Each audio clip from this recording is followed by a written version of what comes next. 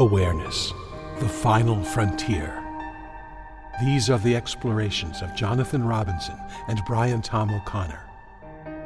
Their continuing mission, to discover fresh new paths to the mystery within, to seek out new joys and new methods of awakening, to boldly go into the heart of expanded consciousness. This is Awareness Explorers.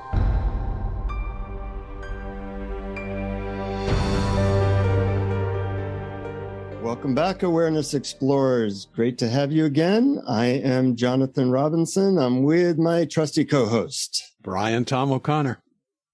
And today's topic is just this little topic known as love. We'll try and cover everything you've always wanted to know about love, but have been afraid to ask in one episode. Actually, we're going to not talk about self-love today because we figured that can be a whole other episode. But we are going to talk about various aspects of love, which, of course, is a huge topic. And we just want to cover things that might be practical, useful ideas about what love is, how we can have more of it, what our true nature is, what's in the way, all these different aspects of this huge topic. But when I say the word love and think of love and talk about it as an exploration today, what shows up in your head, Mr. O'Connor? Well, Mr. Robinson, what shows up for me is love is all. Of the concepts in sort of non-dual spirituality, I think three are paramount. Awareness, I, meaning identity, and love. And I think love really is our true nature. It is what everything is made of. And it's what appears when we get rid of all the ideas of how everybody else and ourselves and the world should be. And it's actually not something you get. I think it's something that you uncover that's there. Well, that was a really good 1 minute or less overview of some of the same thoughts I have. But there's a lot to explore on this topic because, you know, we're obviously very motivated to experience love. And so many people are not having that experience hardly any of the time. And I think it's important to look at that. But let's define some terms, because when you use terms like love or God or even consciousness, sometimes people are talking past each other and they're not talking about the same thing. So we already mentioned that we're not going to talk about self-love in this episode. We'll leave that to another episode. But there's obviously a difference between, say, romantic love with a partner and love of your kids and love of pets and love of your car and love of God and love of your true nature. And it's crazy that we have one word for all of this, which is completely ridiculous and shows you how little regard we actually have for it and little explorations we've done on it because we put it into this big pile. But mostly our listeners and you and I want to talk mostly about the love of our true nature and how when all the obstacles are out of the way, that's what's left. You know, I've heard it said by many teachers that the best definition of God is love. And being that love is our true nature, what's left when you take all the obstacles in the way, it's interesting that we experience it as little as we do. I'm wondering why you think that is. It's because of those obstacles. And basically because we think that love is something that we get or something that we find somewhere else. Like, of all the different kinds of love you mentioned, they can be lumped into two categories. The kind of love that we see, that we direct or hope to get from outside of ourselves, and the love that's already there. And one hides the other. It does. And that's a big problem. There's so many obstacles in trying to get love. There's our past traumas from childhood, our triggers, our thoughts, our beliefs, our wanting people to do what we want. All of this is that's what 80% of music songs are about. The roller coaster of trying to get the love that we want from a romantic partner or from a friend even. And getting love has so many different things. Why is it that we put most of our attention on that rather than just relaxing into our true nature, if that's so much simpler? That's right. And the key phrase is getting love. That is the issue. We think that the goal is getting love. And many people discovered that it's actually giving love. Yeah. That creates the loving feeling within ourselves, or I should say reveals the loving feeling. It's not something you get from outside. It's not something you get from a partner. I mean, yes, in a different definition of love, sure, romantic love, for example. But that's really a different definition of love. That's like, oh, I have romantic sexual feelings or emotional feelings about this person, and I desire that person, and we call that love. But that, to me, is a different definition of love. It's about getting and not really about giving. Yeah, it reminds me of the story of Lester Levinson, the founder of the Sedona method, who, if you haven't heard that story, he's a guy who in the 50s had a severe heart attack, was told that he had like a week left to live. There was nothing that they can do for him. He went home to die. And in his last week, he figures, well, let me look at when I've been happy. And he realized that the times he'd really been happy in life was when he was not getting love, but when he was actually giving love. So he decided to think of all the people he's ever loved and just send them love. And you and I know that we took in the Finders course, this workshop, they give out this method, make a list of everybody you've known well, and just one by one, send them love or feel your love for them. And in this method, which is called the Lester Love Method, what ends up happening is you're kind of like bathing yourself in the feeling of love for however long you do the meditation, which is incredibly powerful. I mean, it's very intense for me. And this giving love, that's not really a problem. Most people like it when you give them love or when you bathe yourself in this love. Mm-hmm. And it's a great method, but we tend to focus on the getting love rather than the giving love. Exactly. And I'm so glad you brought up the Lester Levinson story because it's so profound, I think. When he discovered that he thought that what would make him happy was getting love and who loved him and being loved by the most number of people. And when he came to the realization that he was happiest when he was giving love, and he stopped trying to get it. And then he developed this technique. Like, for instance, let's say you think of a person and your feelings about that person are not loving. Maybe you're angry at them. Maybe you're resentful of them. Maybe you're critical of them. And he would say, can I change this feeling to love? And he would sit with it for a while and try. And gradually it would. And my advice is you start with easy people. You don't start with the most, the person you hate the most. But just, practice it on easy and then gradually move it up. And you'd be amazed. It's really a wonderful technique. It is. In fact, I was talking to a woman who's one of the most loving people I know, and I asked her, how is it that you're so loving? And she pretty much gave that technique away. She said, I focus on any moment that I've seen that person be beautiful or loving or anything about that person that I've appreciated until I feel love for them.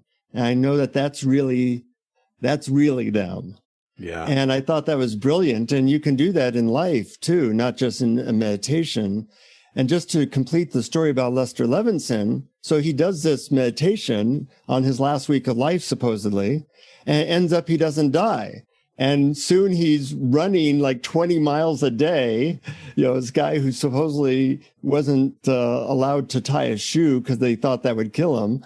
He's running 20 miles a day. He's feeling great. And he ends up living another 40 years as a great spiritual teacher. It's a wonderful story. It is a great story. And it really goes to show you the power of love. Warren Buffett has been quoted as saying, unconditional love is the most powerful force in the universe.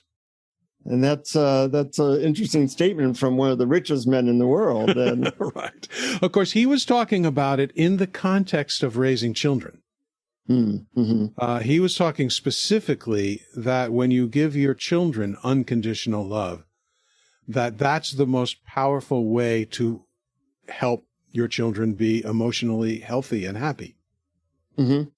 And, the love that we give towards, say, our kids or our pets, I think is incredibly healing to us because that's where we really are focused on giving love. So like with our pets, we're more focused on giving love, than getting love. We're not necessarily going to go to our dog and cat and say, hey, you haven't been loving to me. I want more love. We're more focused on really just giving rather than getting.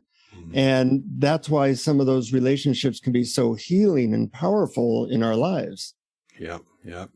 But not everyone finds it very easy to do. And as a matter of fact, I was listening the other day to a Q&A session with Adyashanti, and it was about unconditional love. And the questioner was saying, I just don't get it. I don't know how to do unconditional love. I would love to love my wife unconditionally, but then she does these things that get me so mad and I just don't feel it.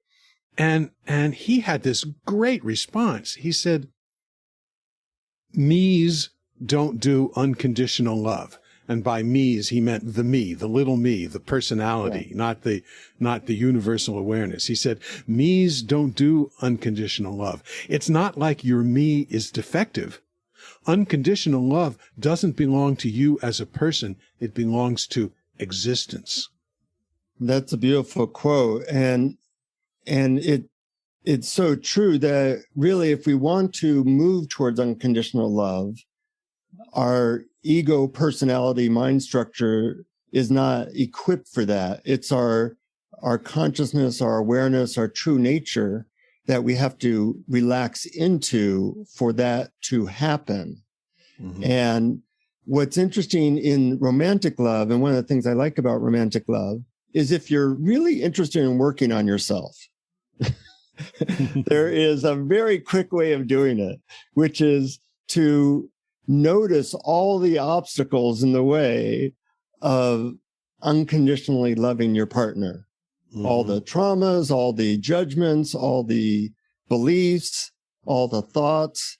And if you can see those impartially and not make excuses, not blame your partner, but you see them as obstacles in yourself that keep you from your true nature, then you're really using the stuff of your life and the stuff of relationships to become a more loving, purified, aware person. That's right. But let's delineate some of those obstacles specifically in the case of romantic love or your relationship with your partner. For example, the obstacles are the idea that they should be any particular way. Mm-hmm. Another is the idea that your happiness depends on them. Those are the main two. Your idea of how they should be and how they should behave, and then thinking that your happiness somehow depends on them and whether they love you or whether they behave the way you want them to. And those are the obstacles. And those are all in the mind. They're not in reality. And when you get rid of them, that's when the love that's there as our default state is revealed. Yeah, that's what Ram Dass, the old spiritual teacher, called relationship yoga. Yeah. Using that stuff, seeing your neuroses that way, and by seeing it clearly and the futility of some of those things, they start to shrink. And as those obstacles get less, what's left is the open space of your true nature. Yep. So I want to share a couple of poems. First of all, probably the most famous poem about love, if you call it a poem, from the Bible. You know, when asking what love is, Paul in the Bible in 1 Corinthians says, love is patient, love is kind. It does not envy, it does not boast, it's not proud, it's not rude, it's not self-seeking, it's not easily angered. It keeps no record of wrongs. Love does not delight in evil, but rejoices with the truth. And I like how he kind of defines love by what it isn't. Mm-hmm. You know, that's one way of doing it. And I think it's important, you know, we're throwing words around, and words and mind stuff is so far from love that that's part of the problem of exploring it, is that, you know, it's like exploring infinity. You could be thinking you're having a conversation, but you're not really touching the subject at all. That's right. And I'm not sure that you can. I'm not sure that our limited minds can actually grasp something like infinity. Yeah. Or grasp love, which is pretty close to infinity. That's right. Absolutely. I think one way to overcome this word mind way of approaching love is through poetry and through song, where our emotions are closer to it. And I've always enjoyed the poetry of Rumi. So I want to share a little poem about love by Rumi. It's called The Dancing Cry of the Soul. He says, love is a dancing cry of the soul, calling the body to worship. Like a shining whirlpool or a spinning mayfly, so is love among the skies. I leap across the mountaintops, madly singing the song of all songs. I float through the ether, intoxicated, thrilled. I think only of your love, your calling to me, and I dance the 1,000 dances of love, all returning to you.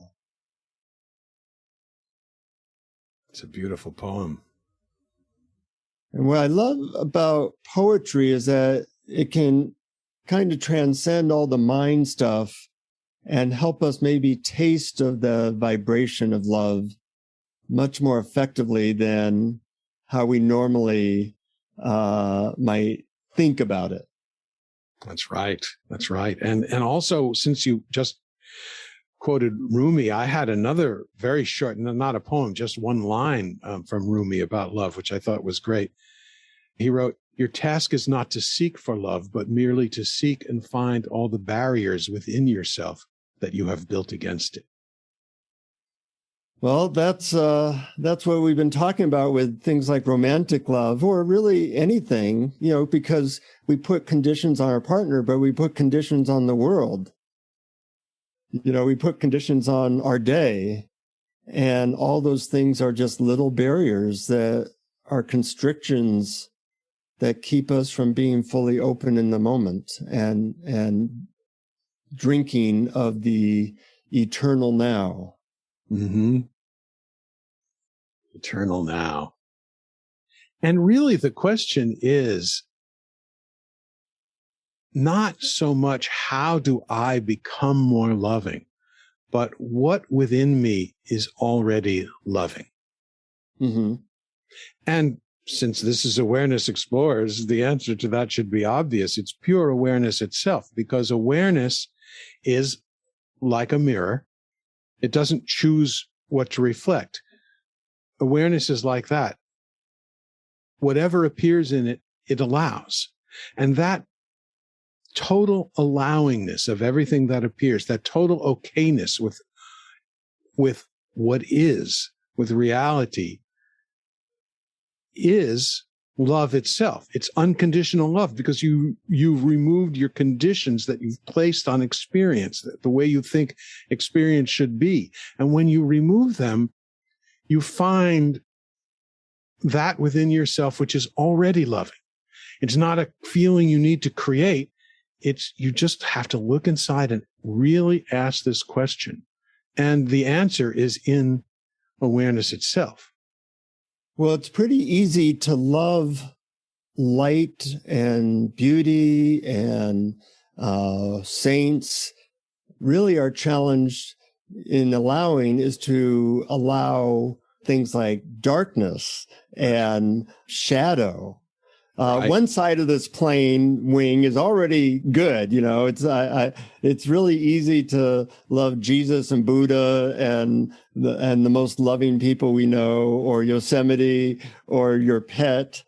But really, our work is to allow and be open to all the parts of ourselves and the parts of ourselves that show up in other people. Yes, exactly. And that's a really good point. And it's absolutely true. And that's why I say that you look for that within you, which is already allowing. Mm-hmm. There is something that when things you don't like appear, it allows it. It's aware of it. Awareness itself. Things you don't like appear, things you do like appear. Things that you hate appear, things that you love appear.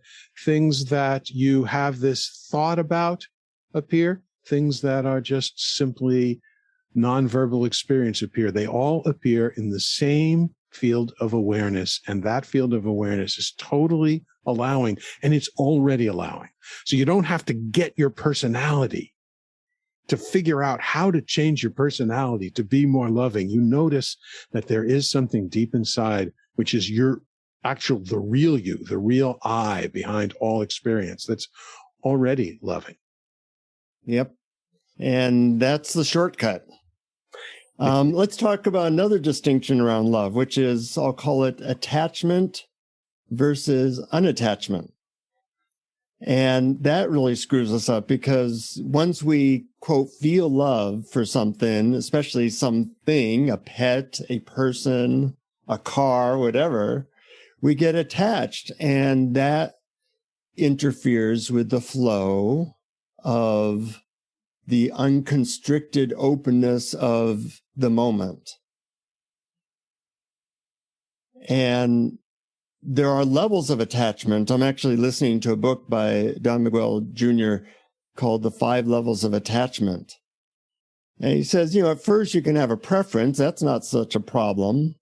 But what happens is we often mistake our identity for what we're attached to. Like you or me, or I love the Yankees so much that if they lose, I'm devastated. Or if I lose this person, I'm devastated. And those levels of attachment, which seem to be a really big part of how we try to do life, is a really big impediment to the openness of this moment and the love of our true nature. Yes, very well said, and very, very true. And I'm glad that you focused on the identity part too. We take these things into ourselves as our identity, and like the great example is a sports team that we love. We take them as part of our identity. I am a Giants fan or a Knicks fan or whatever. And when they do well, we're happy. When they don't do well, we're sad. And we villainize their opponents and all of this stuff. And it's all in the mind. It has nothing, zero to do with reality in any way whatsoever. It's all just in our mind. And it's those attachments and aversions in our minds that actually is the ego, that is the false self, the little me that we talk about. It's the mind's image of ourselves and all of its likes and dislikes. And that's the false self. The real self, the big I, as opposed to the little me, is universal consciousness or universal awareness or just the universe or all that is. Yep. Or the divine, if you want to put it that way, if you're of that bent. Mm-hmm. As long as you don't think of the divine as some entity outside of yourself, separate from yourself. Right, right. So let's talk about some practical things. We already talked about the Lester Love meditation, and I would encourage people to make a list of people that they in their lives and try to feel your love for them, or anything you appreciate about them, and do that for anywhere from 5 minutes to an hour. It can be really powerful, and it gets easier the more you do it. I notice that there's a momentum that, the first 5 minutes tend to be a little bit difficult, but after half an hour, I'm like bathing in love, and it's an incredible experience. I once saw the spiritual teacher Poonjaji, and I asked him, how can I make love stay? And he gave an answer which I really liked. He said, all you really have to do is, if there's somebody around you, love them. Because there's people all around us, and if you can love the person around you, you will make love stay. It's kind of like love the one you're with. Mm-hmm. But we get obsessed that, I can only have love for this one person in the world or something like that. And that kind of screws us up. He also said that your job in life, as I've mentioned in a couple of stories before, is to realize that you are love. And if we saw it as our job, what's your job? I've never had somebody, when I said, so what do you do for work? They said, I try to see the obstacles to love and relax into my true nature so I can be love. That would be a great answer, wouldn't it? You're at a party, what do you do? Well, that's what I do. That is a great answer for yourself. I don't know how well it would work at a party, but you might have. It depends on the kinds of parties you go to in the circle of friends. I imagine that they would say, okay, let's, excuse me, I need to talk to this person over there. But if that happens, then you have to find love. You send love to that person. But as a personal motto or North Star of living, it can't be beat. Yeah. I think of it that there are things around love that are helpful for moving in that direction. Like, for example, non-judgmentalness or compassion. That if you can overcome or look at your judgmental mind and do things like we talked about in a previous episode of overcoming the judgmental mind, that is one of the approaches that can help open you to more of the love of your true nature, because you're not so busy pushing it away or batting it away with your judgments. Yep. Exactly. And related to that, another technique is to look at your experience and ask, what part of my experience is nonverbal? Because judgment is really the verbal thoughts in your mind. And when you look at your experience, the sounds, the sights, the smells, what about my experience right now is nonverbal? It automatically rules out all that judgmental stuff. Yeah. I'm going to try that. It's related to your wordless technique, which I really love. Yeah, it's pretty much the same. Maybe just put in other words, so to speak. Yeah. Sometimes imagining love, just like, we might pretend something and it starts to become real for us. There used to be a bumper sticker, like, what would love do? And actually that can be effective. Like, you almost pretend that you're love. And after a while of pretending or asking yourself, what would love do? Or you behave as a loving person, you start to actually feel this openness. I remember once I was in a workshop, it was pretty funny. This woman, it was an acting workshop, and she said, pretend that you're the most loving person you've ever heard about. And I decided to be St. Francis. So for an hour, I was going around pretending I was St. Francis. And it was fantastic. I felt all this love for humanity, and it was so sweet. Soon I had a bunch of people wanting to talk to me, because there's nothing more, alluring than somebody who's just emanating love. We tend to think that we have to go through this whole 20-year process of becoming more loving, but maybe it's just as simple as just, a thought away or a pretend away. Well, you make a really good point, because another one of the most powerful forces in the universe is imagination. Mm-hmm. When you imagine something completely and fully with all your senses and all your powers of imagination, you really can create your experience. Yeah, I'm going to try pretending I'm Rumi. That guy was really divinely drunk in love. And sometimes when I read his words, or Hafiz or other of these great love divine poetry makers, you just kind of, it's like devouring a sweet meal of divine love.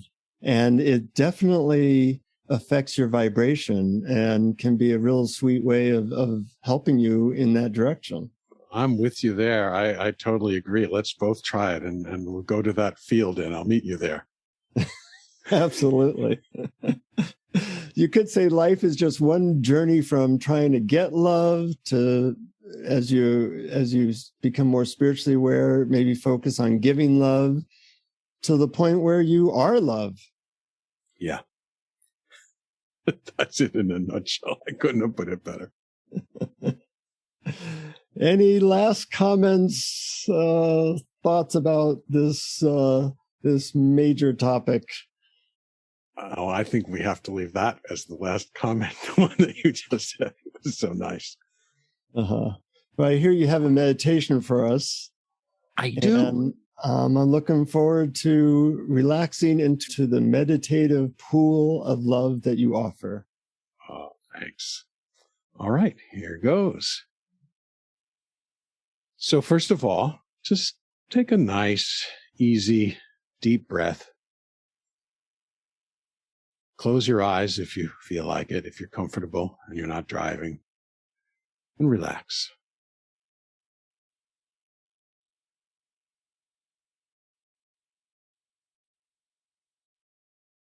Some say the opposite of love is hate.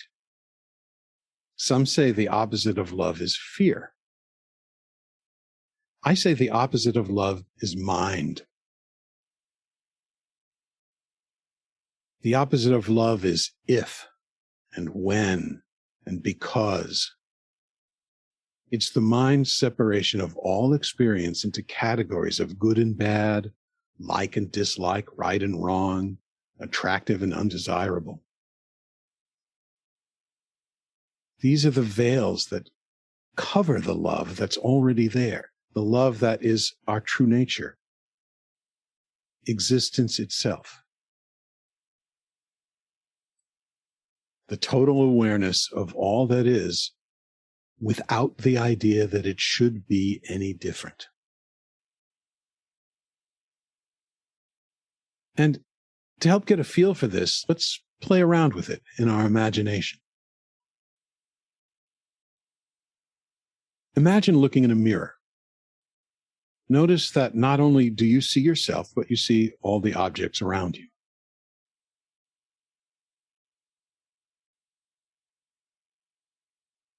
Now imagine that you are the mirror looking out. Not the mirror image of yourself inside the mirror, but the whole entire mirror looking out at whatever appears, including yourself and including all the objects that surround you.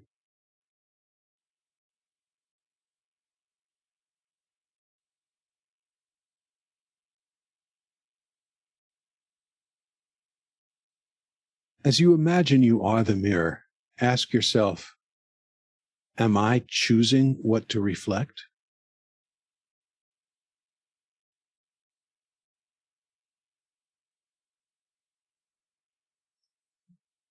What you notice about the nature of this mirror is all you need to know in order to understand unconditional love.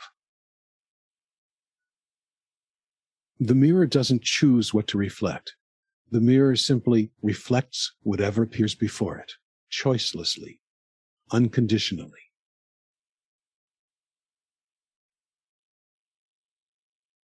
When you start to sense what it could feel like to choicelessly allow all that appears, then you start to notice the relief that arises. When you don't have to say to yourself, oh, this shouldn't be, and oh, that shouldn't be. When you let go of that, there's a huge sense of relief that arises.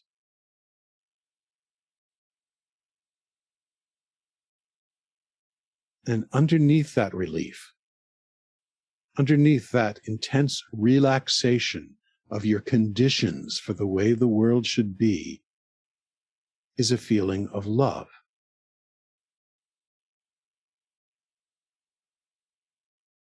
A feeling of love as the basic ground of being, the default state of existence.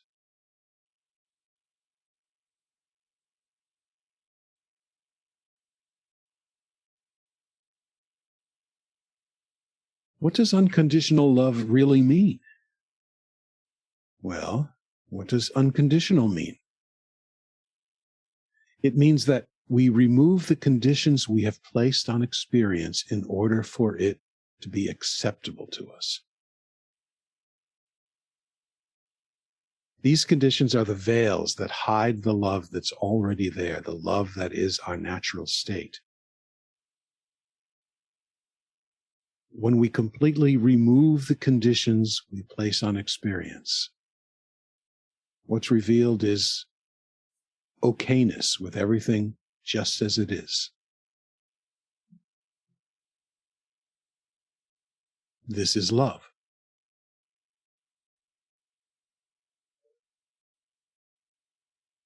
The first step is to discover this, to discover the nature of love, and to discover that it is our true nature, our true selves, and drop the expectation that our false self, the little me, can love unconditionally. It's not the little me, the personality, the ego that loves. It's the big I that loves. The universal self, the pure, choiceless, mirror-like awareness that reflects everything just as it is and allows everything that appears in it to be exactly as it is.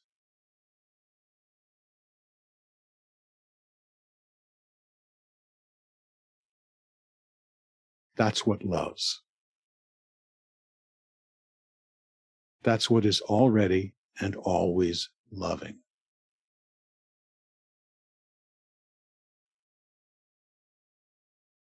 Your job is to simply notice the loving awareness that's already there when we drop our conditions.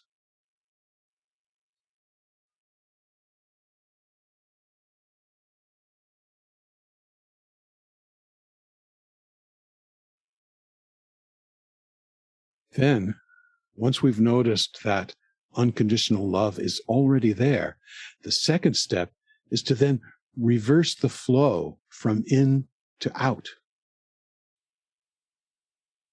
By the flow of in, I mean the desire to get love. By the flow of out, I mean the expression of that love that is our true nature, the sharing of it with others, the accepting of others exactly as they are, the removal of the conditions that we place on other people to be the way we want them to be, and the outward flow of imagining them and wishing them to be the most happy, fulfilled, and joyous that they can be.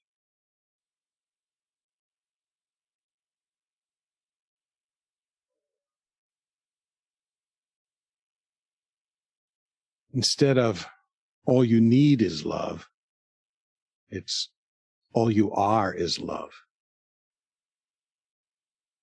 All everyone else is love. And it's the exact same love, the one love. The recognition that the choiceless awareness looking out through my eyes is the same choiceless awareness that's looking out through everyone's eyes.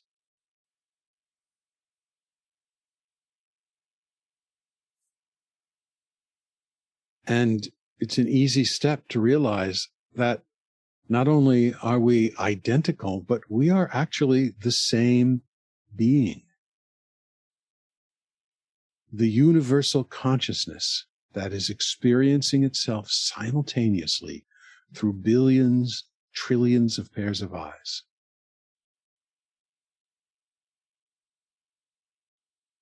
Imagine that. Loving others, loving the world is loving yourself because there are no others.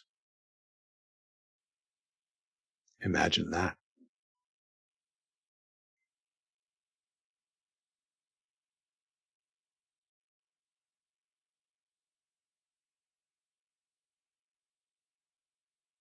Now, take another nice, easy, deep breath. And at your own pace, begin to open your eyes.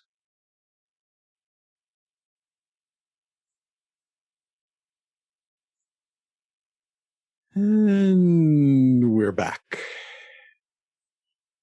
I like your approach to that. Reminds me of a book that Ram Dass wrote, the title called Polishing the Mirror. That our job is, we have this mirror. It has some gunk on it. And that as we polish it, the love that we are becomes more obvious and more able to reflect the beauty of the world. Mm-hmm. Yeah, it's very, very much like that. I'm going to have to read that book. Good book. So, your mission, should you decide to accept it, is to polish that mirror, to know that that love is just a imagination or relaxation moment away. One of the ways we distort love, I will do right now, which is to say, if you love what we are up to, please support us on Patreon. Patreon.com/awareness explorers, and we'll show you the love back. That's very good. Well, you know, love has to flow outward. That sounds very commercial, doesn't it? Don't really mean it that way, but actually, I feel good that, one of the reasons that I think we've been able to do this podcast is that we haven't tried to make money from it, that it's really coming from our sincere desire for exploration, for helping ourselves and helping ourselves in other people. Yeah, that's right. That's why it's always felt really good and easy to do this with you, Brian. And I hope our listeners are able to taste of that as well. Well, thank you for saying that. And I feel the same way. And that's what we enjoy. And enjoyment is such a big part of love. Getting love is an interesting experience. Giving love is better. Being love is best. Perfect. Well, till next time, friends, we love having you as part of our family, and be sure to keep exploring. Keep exploring. Thank you for listening to Awareness Explorers. To learn more, you can check out our website at awarenessexplorers.com. Please subscribe to our podcast on your favorite podcast app. We'd love it if you would post a review. And please share our link on Facebook and with family and friends, because knowing yourself as awareness is the greatest gift you can give yourself or someone you love.